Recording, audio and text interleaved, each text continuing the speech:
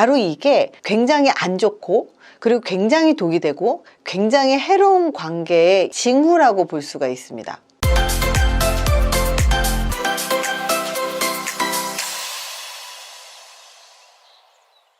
연인이던 부부던 관계에서 서로 노력할 것인지 헤어질 것인지를 결단을 내려야 되는 순간이 있거든요. 결단을 내려야 하는 그런 상황 그리고 신호 3가지를 알려드릴게요. 친밀한 관계에서 더 이상 친밀감이 느껴지지 않는 경우 경험한 적 있으시죠? 분명히 내 애인 그리고 내 남편, 내 아내를 여전히 사랑하고 있는데도 불구하고 함께 있는 게 즐겁지 않은 경우도 있었을 거예요. 우리가 누구인지 그리고 내가 갖고 있는 욕구에 대해서 스스로 이해하지 못하고 내가 뭘 원하는지 모른다고 느껴질 때도 아마 있었을 겁니다. 함께 있으면 서로 짜증나고 그리고 아주 사소한 문제에도 말다툼이 멈추지 않는 경우들도 있었을 거고요. 예전처럼 함께하는 시간이 기대되는 대신에 그 사람을 본다는 생각에 두렵기 시작하기도 할 겁니다. 바로 이렇게 해로운 관계들이 있거든요.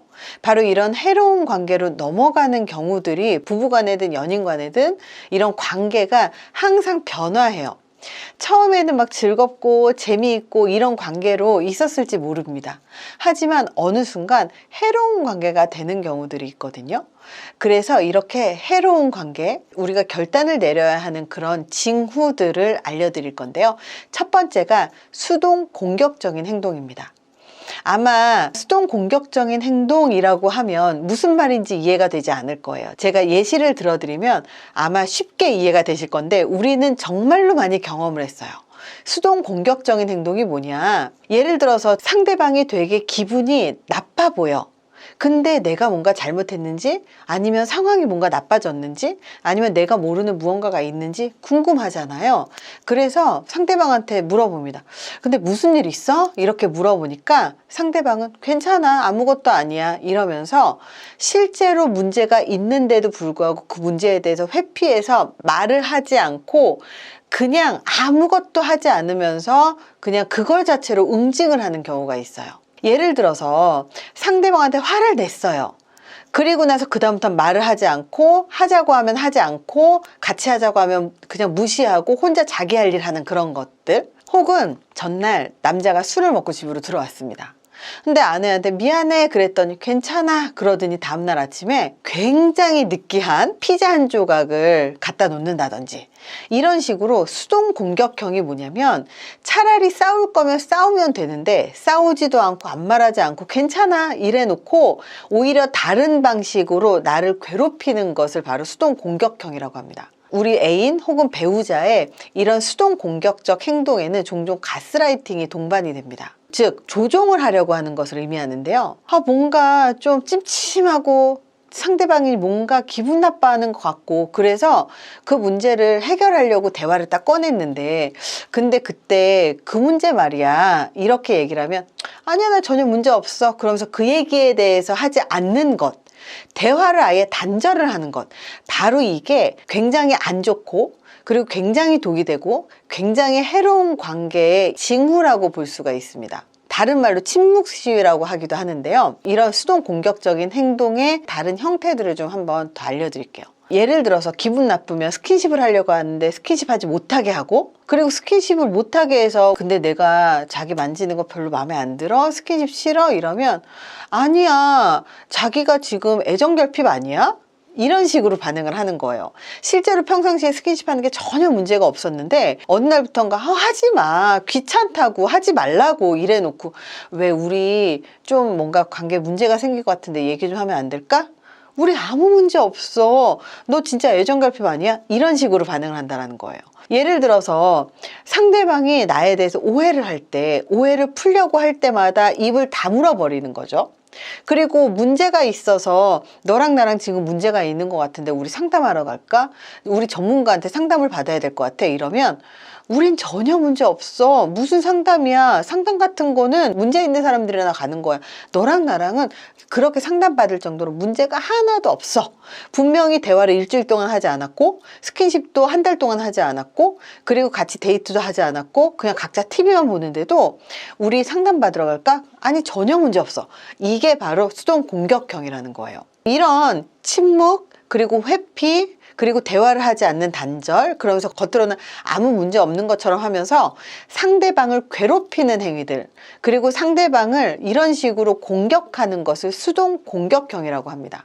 이런 수동 공격형의 나쁜 점이 뭐냐면 시간이 지나면서 더 상황이 나빠져요. 절대 좋아지지 않습니다. 우리가 독이 되는 관계인지 해로운 관계인지를 알게 되는 징후 두 번째가 바로 비판, 그리고 무시, 멸시입니다. 관계 연구자인 존 가트맨 박사는 비판과 격려를 사랑하는 관계에서 특히 파괴적이라고 말을 해요. 비난과 경멸의 표시는 상대방에게 불쾌하게 우리를 놀리는 그런 표현일 수도 있거든요. 이런 게 있습니다. 30대 중반 남편이 20대 초반의 아내와 살면서 아내 보고 일하지 말라고 한 거예요. 그래서 일을 하지 않고 생활비를 받아서 쓰는데 한 달 생활비를 50만 원만 주면서 이걸로 전기세도 내, 장도 봐야 돼 이러면서 50만 원만 주는 거예요. 그래서 50만 원으로 부족해요, 생활비 더 주세요 그랬더니 아껴 쓰지 않는다고, 과소비한다고 계속 비난을 하는 거죠. 집에서 하는 일도 없으면서 놀고 먹으면서 뭐해, 그 돈 갖고 아주 펑펑 쓸 수 있겠구만 이러면서 돈만 쓴다고 무시를 하는 거예요. 굉장히 안 좋은 케이스죠. 근데 또 다른 케이스들은 생활비를 몇백만 원씩 받아요. 그러면서 남편이 야, 돈 좀 아껴 써 그랬더니 야, 생활비는 찔끔 주면서 너는 바깥에서 딴 여자들 만나지 않냐고, 너 그 돈 갖고 데이트하는 거 아니냐고, 너 월급 다 갖고 오라고, 왜 생활비 꼴랑 요거밖에 안 주냐고, 그러면서 충분히 주는데도 불구하고 오히려 바깥에서 외도하고 있다라고 비난하는 거죠. 서로 대화를 하지 않고 상대에 대해서 비난만 하는 형태, 굉장히 안 좋은 징후들이죠. 또 이런 경우도 있습니다. 부부 동반 모임에서 사람들이 많이 모인 자리에서 남편이 친구들한테 이런 얘기를 하는 거예요. 나는 외모 절대 안 봐. 난 절대 외모 안 보고 성품만 보고 결혼했잖아. 이런 거예요.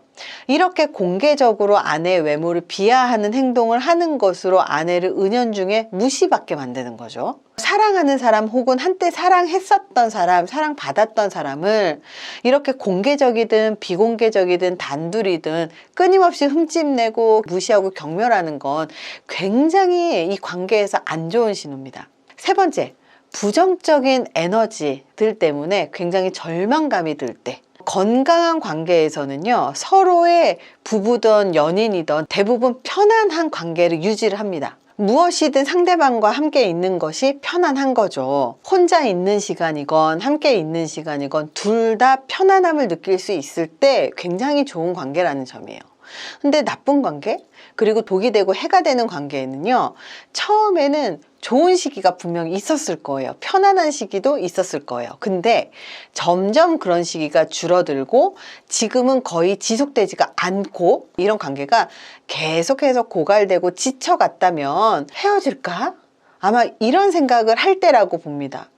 문제가 많은 관계, 문제가 많은 커플들은 굉장히 우울하고, 그리고 굉장히 결핍됐다고 느끼고, 그리고 굉장히 외로움을 느끼고, 굉장히 화가 나고, 이런 관계들이 사실은 독이 되는 관계, 그리고 헤어질까 고민하는 관계라는 거죠. 즉, 노력을 해도 결국 우울하고 괴롭고 만나면 화가 나는 이런 부정적인 에너지의 잠식이 되기 때문에 좋은 관계를 위해서 노력하는 게 사실은 쉽게 무너져 버려요.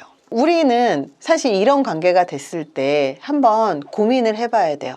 고민을 한다는 건 뭐냐면 우리 스스로에게 솔직해져야 됩니다. 만약 관계가 정말로 안 좋고 해롭고 파트너가 함께 관계가 좋아지기 위해서 별로 노력하지 않는다면 서로가 헤어져야 할 때일지도 모릅니다. 이렇게 나쁜 관계, 해로운 관계에 이런 징후들을 인식을 하고, 그리고 이것을 인정하는 것 자체가 우리가 이런 관계에서 벗어나는 그런 힘을 갖게 되는 거거든요. 회피를 하거나 모른 척을 하거나 있는데도 이상하다고 생각하고 이게 나쁜 관계라는 사실을 모르잖아요. 그러면 이 관계가 패턴이 돼서 고착이 돼 버립니다.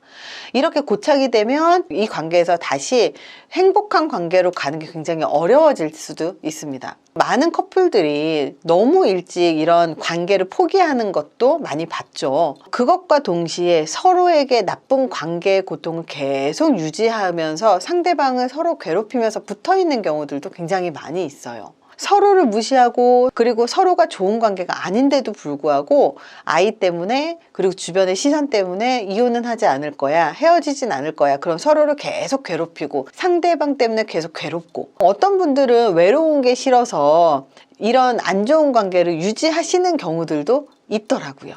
혹은 헤어지자는 말을 하는 게 괴로워서 그냥 이런 관계를 그대로 유지하는 경우들도 있다는 거예요. 만약에 부부라면 이렇게 헤어지자 아니면 이혼 이런 중요한 결정을 내리기 전에 제대로 자격을 갖춘 이 관계 상담사들하고 상담을 하시는 걸 권해드려요. 자격이 없는 사람들하고 상담을 했을 때는 별로 좋은 결과가 나오지 않을 수밖에 없는 게 그 안에 심리적인 것들, 심리적인 기저들, 그리고 이 관계 안에 숨겨져 있었던 굉장히 다양한 변수들을 고려하지 못하기 때문에 자격을 갖춘 심리 전문가한테 상담을 받으셔야 돼요. 헤어지기로 했더라도 이 다음에 만나는 관계에서 이런 나쁜 상황, 파괴적인 상황, 그리고 독이 되는 관계로 빠지지 않도록 우리는 이 관계에서 배워야 되거든요.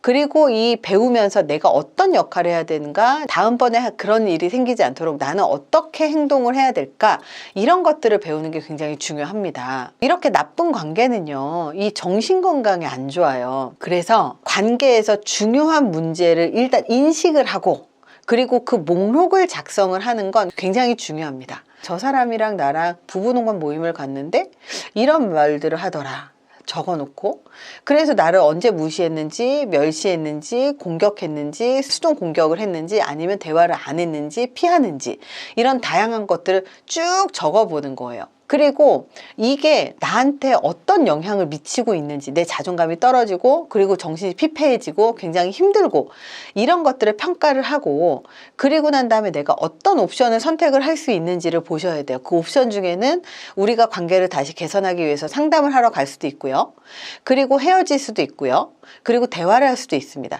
다양한 옵션들이 있어요. 그래서 그 옵션을 고려해서 이 관계를 회복하기 위한 혹은 단절하기 위한 여러 가지 노력을 할 책임이 양쪽 다한테 있어요. 특히 자녀가 있거나 그리고 결혼식을 해서 양가 부모님들도 이 관계를 다 알고 있다면 당연히 이 관계에 대한 책임이라는 건 이 관계를 더 좋은 관계로 유지를 하기 위한 노력도 포함이라는 거예요. 관계 영역에서는요, 상처 입은 사람들이 너무 많아요. 정말 친밀했었던 관계에서 만족하지 못했었던 것, 혹은 외롭게 만들었던 것, 무시당했었던 것, 학대받았던 것, 이런 경우들이 되게 많아요. 그래서 우리는 행복하기 위해서 좋은 사람을 만나고 그리고 행복하기 위해서 결혼도 하고 연애도 하는 거거든요. 근데 이 관계 때문에 내 행복이 자꾸 안 좋아진다면 이 관계를 유지할 이유가 없다는 거예요. 그리고 이 관계를 행복한 관계로 만들기 위해서 우리는 노력해야 된다는 겁니다. 그래서 우리는 독이 되는 관계는 어떤 것인가, 그리고 안 좋은 상황에 있는데도 불구하고 인지하지 못했었던 그런 상황들이 무엇이 있었는가를 확인하시고, 그리고 여기에서 우리가 개선할 것인가, 단절할 것인가, 혹은 대화를 할 것인가를 선택을 하셨으면 좋겠습니다. 이번 영상이 도움이 되셨길 바랍니다. 감사합니다.